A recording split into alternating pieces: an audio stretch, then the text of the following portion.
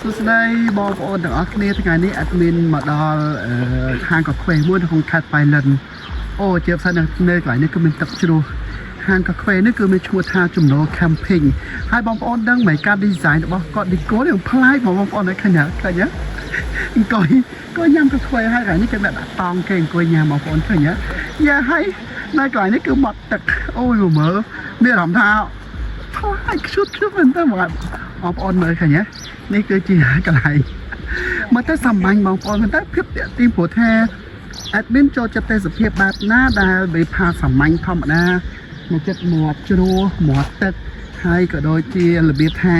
កន្លែងស្ងប់ស្ងាត់អីចឹងកន្លែងនេះមើលទៅសាមញ្ញធម្មតាហើយมันឆ្ងាយពីប៉ៃលិនប្រហែលទេគឺចិត្តថ្ងៃហើយនៅកន្លែងនេះគឺម្ដងទៀតគឺយើងមកតាមផ្លូវបតាំងស៊ូនេះគេកំពុងការស្ថាបនាផ្សេងថែមទៀតគឺម្ដងផ្លូវបតាំងស៊ូគឺមានហាងនៅខាងឆ្វេងដៃហ្នឹងគឺ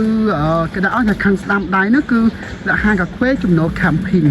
អូយបងប្អូននេះស្អាតជាផ្សេងគឺទឹកជ្រោះអូយទឹកជ្រោះខោក្រោយ admin នេះណាគឺទឹកជ្រោះស្អាតមែនតើហើយវីដេអូនេះក៏អត់កាត់តទេគឺថតភ្លាមគឺយកទៅទៅភាពបានន័យថាចម្រោះតែម្ដងពីព្រោះតាមកាត់តនេះថតយកកន្លែងណាក៏ស្អាតឥឡូវនេះក៏អត់កាត់តទេគឺស្អាតទាំងអស់តែម្ដងនេះបងប្អូនឃើញទេនៅក្រោយនេះគឺតង់ដាក់តង់បងប្អូនតង់ច្រើនមែនតើណា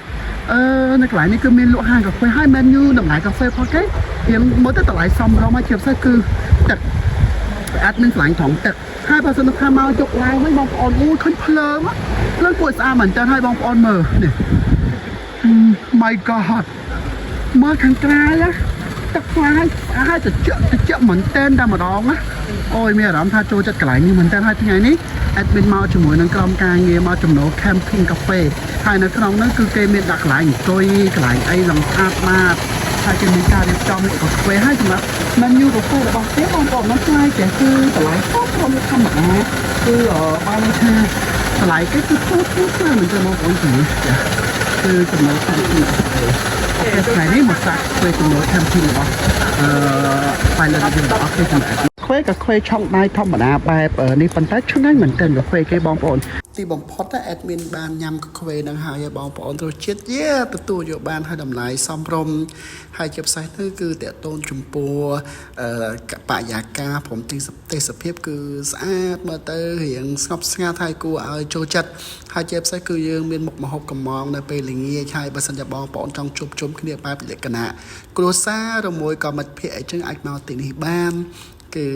ចំណូល camping cafe នៅក្នុងទីក្រុងប៉ៃលិនតាមផ្លូវបតាំងស៊ូនៅជិតបរយ៉ាខាអូខេបាយ